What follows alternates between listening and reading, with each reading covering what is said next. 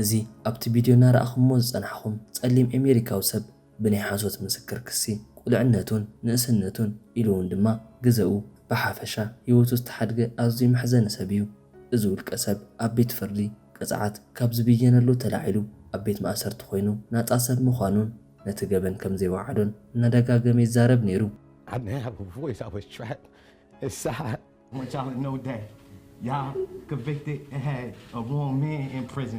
ኮይኑ ግን ሰማዓ ክረክብ ብዘይምኽኣሉ ብናይ ሓሶት ገበን ቅፅዓቱ ክቕበሎ ግዴታ ይኸውን ኢሉ እውን ድሕሪ 10 ዓመታት ንድሓር ሓደ ኣስማታዊ ነገር ይፍጠር።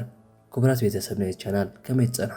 ናይ ሎማዓንቲ ናይ ገበን ታሪኽና ካብቶም ናይ ቅድሚ ሕጂ ካብ ዝሰማዕኹሞም ናይ ገበን ታሪኻት ብጣዕሚ መሕዘኒ ዝኾነ ታሪኸይ ሒዘልኩም መፅእ ዘለኹ ሓቢርኩም ንጽንሑ እናበልኩ ብፈለማ ግን ናይዚ ቻናል ደገፍትን ቤተሰብን ዝኾንኩም ኣዝየ ካብ ልቤ ዘመስግነኩም።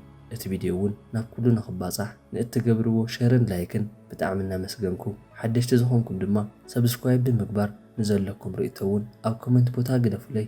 ኣብ ቀጻሊ እውን ካብ ዝበለጸ መደብ ሒዘልኩም ንኽመጽእ ኣብ ናይ ኮመንት ቦታ በርትዕ ዝብል ናይ ደገፍ ቃል ጸሓፉለይ ናብቲ መደብ ከብለኩም። ጆበን ዝተወለደሉ ብ1976 ኣብ ናይ ኣሜሪካ ብሮክሊን ውሽጢ እንትኾን ዝነብር እውን ምስ ዓባዩ ምስ ኣዲኡን ምስ ዓባይ ሓፍቱን እዩ ነይሩ። በን ኣብቲ ሰዓት ወዲ 14 ዓመት ንኡስ እዩ ነይሩ። ዝነብሩሉ ከባቢ እውን ጸለምቲ ብበዝሒ ዝርከብሉ ሰፈር እዩ።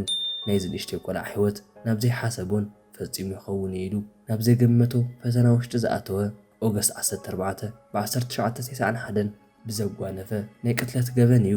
እዚ ንእሽተይ በን ኣብቲ ክሽነ ውሽጢ ኮይኑ ምስ እትሰርሕ ዘላ ኣዲኡ ኮፍ ኢሉ እናተፃወተ እዩ ነይሩ።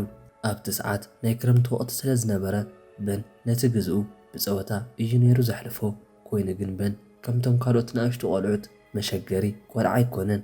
ኦገስት 14 ብ1991 ኣብቲ ምሸት ከባቢ ናይ ፖላይስ ኦፊሰራት ዝኾኑ ሮናልዶ ሚስቸር ምስ ሮበርት ክሩዘር ዝተባህሉ መሓዙት ናይ ማኪኖም ማዕጾ ከፊቶም ኣብ ውሽጢ ብምዃን ቴሌፎኖም እናተጠቀሙ እዮም ነይሮም። ኣብ ተመሳሳሊ ሰዓት ክልተ ወዳት ብጥቕኦም ብሽክሌት እናዘወሩ እዮም ነይሮም። ኮይኑ ግን እዚኣቶም ብሽክሌታ ዝሓዙ ሰባት ሰላማውያን ሰባት ኣይነበሩን። ንኽልቲኦም ናይ ፖላይስ ኣባላት ክቐትሉን ዝመፁ ሰባት ሓበሬታ ንክህቡ እዩ ነይሩ።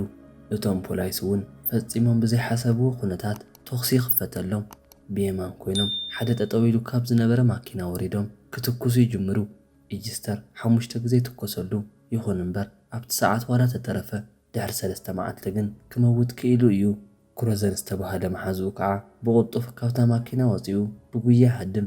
ኣብቲ ሰዓት ተኽሲ ኣብ ዝተፈጠረሉ ሰዓት ኣብ ድቃስ ውሽጢ ዝነበረት ናይ በናደ ማውሪን ብስንባር ተዳዒላ ብምንቅጥቃጥ ደቃ ድሓን ክኾኑላ ናብ መልኣኻና ጸለየት ናብቲ መደቀሲኦም ተኣቱ። ኮይኑ ግን ናይ ማውሪን ክልቲኦም ደቃ ኣብ ድቃስ ዓለም እዮም ነይሮም። ንሳ እውን በቲ ዝፈርሐቶ መጠን ብዘይምዃኑ ኣብቲ ሰዓት ሕጉስቲ እያ ነይራ። ነዚ እውን ድሕሪ ምርኣያ ናብ ዓራት መደቀሲያ ኣትያ ደቀሰት። እሞ ደኣ ኣብ ዝቕፅል መዓልቲ ግን ነዚኦም ቤተሰብ ዘይሓሰብዎ መንገዲ የጓንፎም። ኣብ ዝቕፅል መዓልቲ ኦገስት 15 ብ1991 ብዛዕባ ተፈጥረ ናይ ተኽሲ ኩነታት ሓበሬታ ዝበፅሖ ፖሊስ ብቀጥታ ናብ ናይ ንበን ገዛ ኸይዱ የንኳሕኳሕ።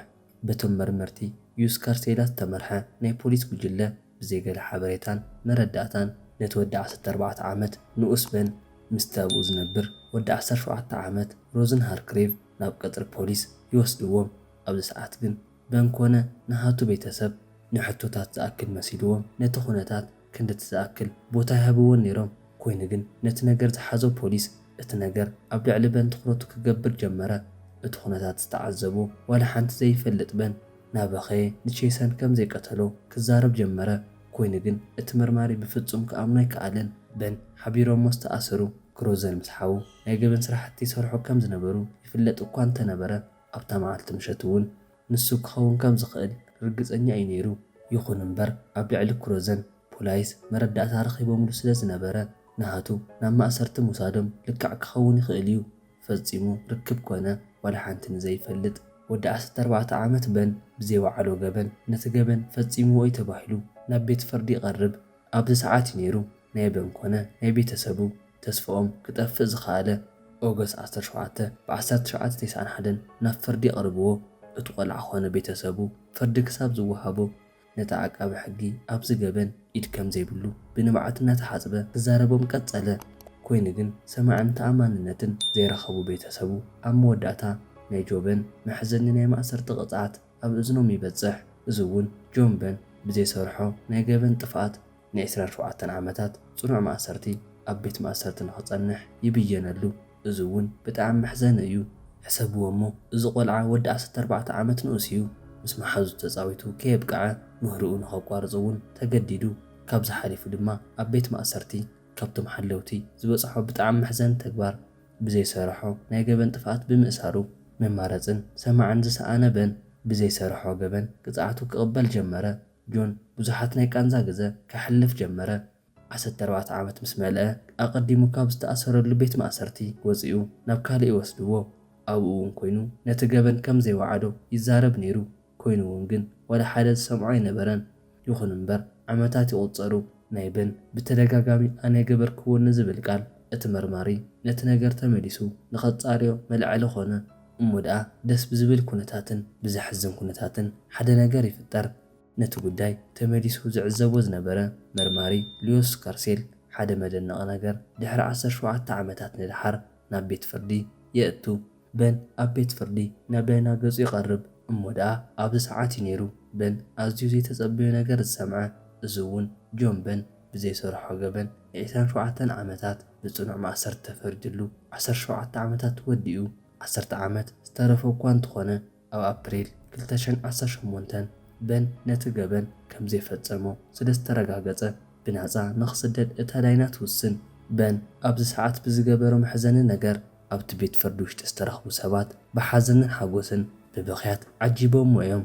በን ናብታ ዳይና ተጸጊዑ ኣእዳው ሒዙ ከም ዘመስግና ገሊጹ 27 ዓመታት ንኽውድእ ክንደይናይ ዝኣክል ምስ ባዕሉ ናተመጎተ ከም ዝነበረ ይዛረብ።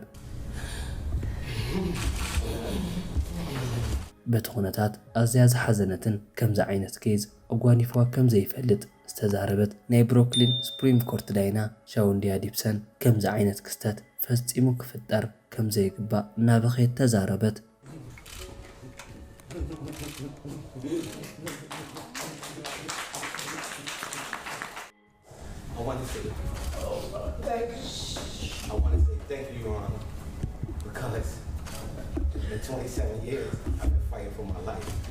ናይ በን ታሪኽ ኣዝዩ መሕዘንን ደስ ዘብልን እዩ።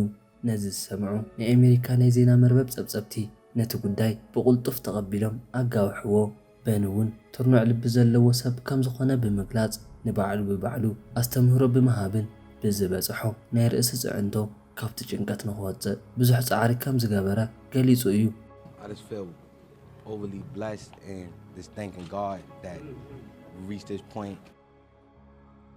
ክቡራት ቤተሰብከ ኣብዚ ታሪኽ እንታይ ሓሳብ ኣለኩም? ናይዚ ሰብ ናይ ዕድመን ናይ ቁልዕነቱን ኢሉ እውን ናይ ንእስነቱ ግዜ ብዘይፈጸሞ ገበን ን27 ዓመታት ብዝተበየነሉ ናይ ፍርዲ ኸይዲ ተላዒልካ ብጌጋ እዩ ተባሂሉ ክሳብ ዝወፅእ ዘሎ ግዜ ንዝበጽሖ ናይ ሓንጎል ማሕሰይቲ ሕሰብዎ። መን እዩ ኸ ሓላፍነት ዝወስድ? ኣነ እውን በዚ ናይ ሰብ ኩነታት ኣዝየ ሓዚነ እየ። ንሃትኩም ሓሳብ እውን ኣብ ኮሜንት ክደፍለይ። ናይ ቀጻሊ መደብ ንኽበጽሓኩም ናይ ደወል ምልክት ምጥዋቕ ኣይትረስዑ እናበልኩ ሓድሽቲ ዝኾንኩም ድማ ሰብስክራይብ ብምግባር ቤተሰብ ይኹኑ።